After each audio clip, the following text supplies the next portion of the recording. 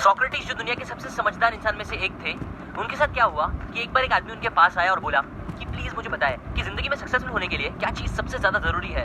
तो इसमें सोक्रेटिस ने थोड़ी देर कुछ नहीं बोला और फिर उस आदमी को अपने साथ नदी में लेके गए। जब वो दोनों नदी में पहुंच गए तब सोक्रेटिस ने उस आदमी का मुंह पानी में डाल दिया और उसमें ये दबा के रखा ताकत से। फिर जब वो आदमी तड़पने लगा सांस लेने के लिए तो फिर सोक्रेटिस ने उसको ऊपर निकाल दिया, जिस पर गुस्से में आके वो आदमी सोक्रेटिस को बोला कि ये आप क्या कर रहे थे, मैं आपसे सीखने आया था पर आप तो मेरी जान ही लेने लग गए। तो इसमें सोक्रेटिस ने कहा मैं तुम्हारी जान नहीं ले रहा था, बल्कि तुम्हें सक्सेस के लिए जो चीज सबसे ज्यादा जरूरी है वही सिखा रहा था। जब तुम पानी में थे तब तुम्हारे लिए सांस लेना सबसे ज्यादा जरूरी था, इसलिए तुम अपनी पूरी जान लगा रहे थे सांस लेने के लिए। ऐसे ही जब तुम सक्सेस को भी सांस लेने जितना जरूरी समझ लोगे और उसे पाने के लिए अपनी पूरी जान लगा दोगे जैसे अभी लगा रहे थे, तो पक्का तुमको सक्सेस मिल जाएगी। विनर्स कुछ बहुत अलग चीजें नहीं करते, बल्कि वो चीजों को अलग तरीके से करते हैं जैसा ज्यादातर लोग नहीं करते। और यही एक सबसे बड़ा डिफरेंस है जो ऑथर शिव खेर अपनी सिखा रहे हैं। वो बोलते हैं कि विनर्स में कुछ स्पेशल ट्रेड्स होते हैं, कुछ क्वालिटीज होती है जो उन्हें जिंदगी का गेम जीतने में मदद करता है। और अगर आपको भी एक विनर बनना है, सक्सेसफुल होना है, तो आपको विनर्स की उन क्वालिटीज को, हैबिट्स को अपने अंदर लाना जरूरी है। सो अभी मैं आपके साथ उन्हीं कुछ क्वालिटीज को शेयर करूंगा। Quality number 1, attitude. जब हिटलर की आर्मी को दुश्मनों ने चारों तरफ से घेर लिया था तब एक सोल्जर घबराते हुए उनके पास आया और बोला सर हम बहुत मुसीबत में हैं, दुश्मनों ने हमें चारों तरफ से घेर लिया है। तो हिटलर ने उससे कहा नहीं, ये मुसीबत नहीं, ये तो अच्छी बात है, अब हम किसी भी डायरेक्शन में अटैक करके दुश्मनों को मार सकते हैं। ये होता है एक विनर का एटीट्यूड। मैं जानता हूँ हिटलर एक अच्छा इंसान नहीं था, लेकिन उसका ये ऑसम एटीट्यूड ही था जिसने लाखों लोगों को उसका दीवाना बना दिया था। ऐसा कि फिर वो जो बोलते थे वही सब करते थे। सिमिलरली हार्वर्ड स्टडी में पता चला है कि 85% रीजन जिसकी वजह से लोगों को जॉब या प्रमोशन मिलता है वो उनके एटीट्यूड की वजह से मिलता है, और बस 15% टाइम उनकी नॉलेज या इंटेलिजेंस की वजह से। क्योंकि आपका एटीट्यूड ही डिसाइड करता है कि आप लाइफ में आने वाली सिचुएशन को कैसे हैंडल करोगे। और जो पॉजिटिव सोच, पॉजिटिव एटीट्यूड वाले लोग होते हैं वो टाइम में उन्होंने दिखाया है वो चीज़ों को बहुत अच्छे से हैंडल करके आगे बढ़ पाते हैं। अगेन एग्जाम्पल दूँ तो आपने शायद डेविड एंड गोलियत की स्टोरी सुनी होगी। जब डेविड जो कि नॉर्मल साइज का इंसान था वो लड़ने जाने लगा गोलियत से, जो कि बहुत बड़ा जाइंट जैसा आदमी था, तब लोगों ने उससे कहा कि तुम पागल हो, वो बहुत बड़ा है तुम्हारे गोलियत से मारने के लिए। तब डेविड ने कहा नहीं, वो बहुत बड़ा है मेरे गोलियत से चूकने के लिए, बड़ा बदन मतलब ज्यादा चांस है कि मैं उसे हिट करके मार पाऊंगा दूर से ही। और ऐसे ही फिर उसने उसे हराया भी। मतलब सेम आदमी के अगेंस्ट डिफरेंट एटीट्यूड ने डिफरेंट रिजल्ट्स दिखाए उस टाइम। इसलिए आप भी हमेशा पॉजिटिव एटीट्यूड वाले इंसान बनो जो हमेशा ग्लास को आधा भरा दिखता है ना कि आधा खाली। Quality number 2, opportunity grabber. एक आदमी होता है जो भगवान का बहुत बड़ा भक्त होता है, हमेशा पूजा पाठ करने वाला। एक दिन क्या होता है कि उसके गांव में बाढ़ आ जाती है, तो जब पानी बहुत ज्यादा भरने लगता है तो लोग सब गांव छोड़ के निकलने लगते हैं, उससे भी साथ चलने बोलते हैं। पर वो बोलता है नहीं, ऊपर वाला मेरे साथ है और वो मेरी मदद करेगा, तुम लोग जाओ। पानी और बढ़ने लगता है तो गाड़ियों में लोग आते हैं उसे बचाने के लिए, पर वो फिर भी नहीं जाता। फिर पानी इतना भर जाता है कि लोग बोट में उसे बचाने के लिए आते हैं, पर फिर भी वो नहीं मानता, बोलता है ऊपर वाला ही मेरी मदद करेगा, तुम लोग जाओ। फिर पानी और बढ़ जाता है तो हेलीकॉप्टर उसे बचाने आती है, लेकिन फिर भी वो नहीं जाता, जिसका रिजल्ट फाइनली वो पानी के अंदर डूब के मर जाता है।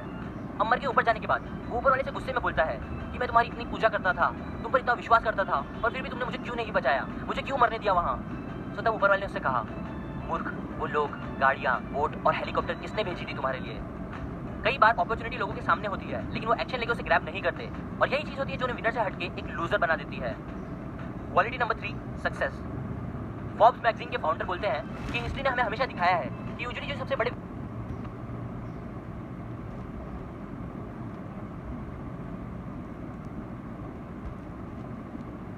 उन्हें स्टार्टिंग में काफी प्रॉब्लम्स फेस करनी पड़ती है, लेकिन फिर भी वो जीतते हैं क्योंकि वो हारने से कभी घबराते नहीं। एग्जाम्पल, एक आदमी था जो 21 साल की एज में बिजनेस में फेल हो गया था।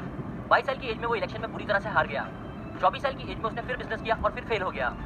26 की एज में उसकी फियांसे की डेथ हो गई। 27 की एज में उसे नर्वस ब्रेकडाउन हुआ। 34 एज में वो फिर इलेक्शन में हारे।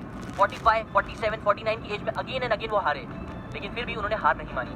और एट द एंड जब वो 52 ईयर्स के हुए तब वो फाइनली अमेरिका के प्रेसिडेंट बन गए, जो आज तक के सबसे बेस्ट अमेरिकन प्रेसिडेंट में गिने जाते हैं, जिनका नाम आपने भी सुना होगा, अब्राहम लिंकन।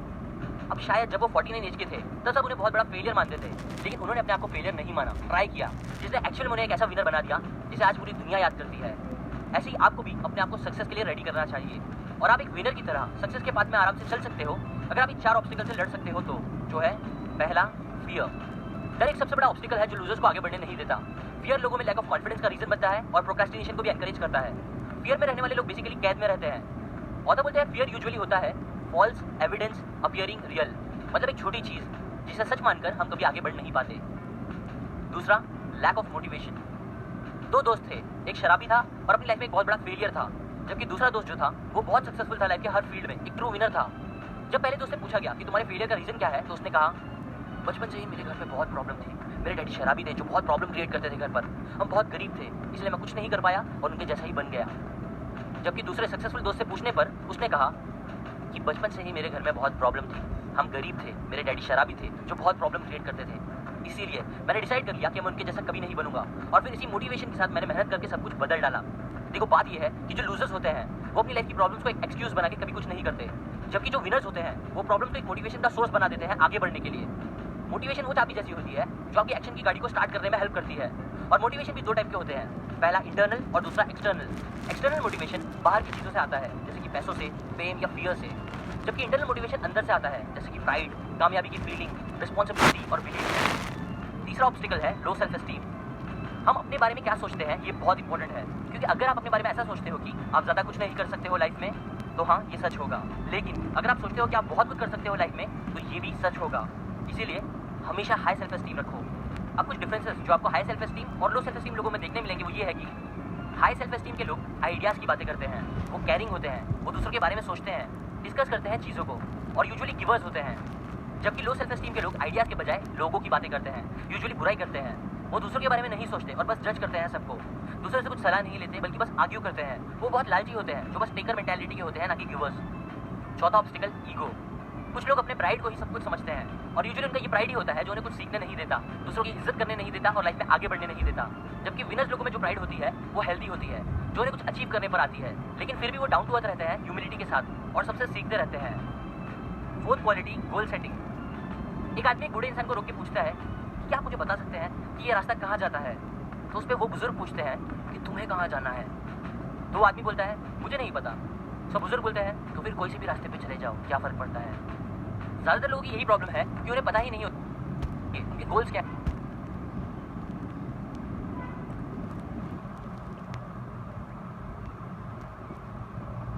विनर नहीं बन पाते। गोल सपने होते हैं जिन्हें आप डेडलाइंस देते हो एक एक्शन प्लान बनाते हुए। इसलिए विनर्स की तरह एक डेफिनेट प्लान बनाओ और उसे दिन में 2 बार पढ़ो रोज। और आपके गोल्स ऑथर बोलते हैं स्मार्ट होना चाहिए, मतलब स्पेसिफिक, मेजरेबल, अचीवेबल, रियल और टाइम बाउंडेड। अगर आपको स्मार्ट गोल्स के बारे में अच्छे से जानना है तो मैंने इसे अपने 5 steps to change your life video में डिटेल में बताया है, जिसे आप डिस्क्रिप्शन से या आई बटन से जाकर देख सकते हो। ना कोई भी गोल्स को पूरा करने के लिए आपको न्यू स्किल्स तो सीखनी ही पड़ेगी और न्यू स्किल्स सीखने के भी 4 स्टेज होते हैं जो आपको पता होने चाहिए। पहले स्टेज को बोलते हैं अनकॉन्शियस इनकम्पिटेंस।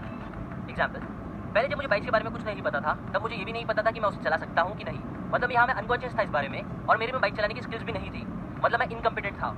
फिर जब मैंने बाइक लेकर उसे चलाना स्टार्ट करा तब मुझे पता चला कि मुझे बाइक चलाना नहीं आता, मतलब मैं सेकंड स्टेज कॉन्शियस इनकम्पिटेंस पे आ गया।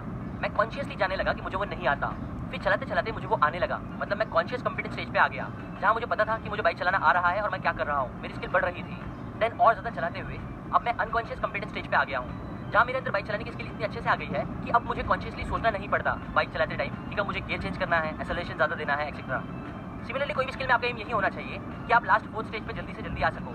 लेकिन ये सब करने के बाद भी आप सक्सेसफुल नहीं होंगे अगर आपके अंदर विनर्स की 5th क्वालिटी नहीं होगी, जो है विजन। मतलब अगर आपके पास एक बड़ा विजन नहीं होगा, अगर आप बड़े सपने नहीं देखते हो, तो देखो हमें सपने देखने में कंजूसी नहीं करनी चाहिए, क्योंकि याद रखो ये जो मोबाइल या कंप्यूटर से आप मेरा वीडियो देख रहे हो, ये भी एक टाइम पे एक ऐसा अनबिलीवेबल सपना था जिसे पूरा करना बहुत से लोगों को इम्पॉसिबल लगता था। लेकिन कुछ लोगों ने अपने विजन पे, अपने सपनों पे परसिस्ट रह के उन्हें पूरा करके दिखाया। ऐसे ही आपको भी बड़े सपने देखना चाहिए और उन पे परसिस्ट करके उन्हें पूरा करना चाहिए। अब वीडियो से हट के एक बात, अगर आपको जानना है कि बुक पढ़ने से क्या फायदे होते हैं, इसका इफेक्ट हमारे ब्रेन पे कैसा होता है, तो आप मेरे सेकंड चैनल सीख इन जिज्ञासा का ये वीडियो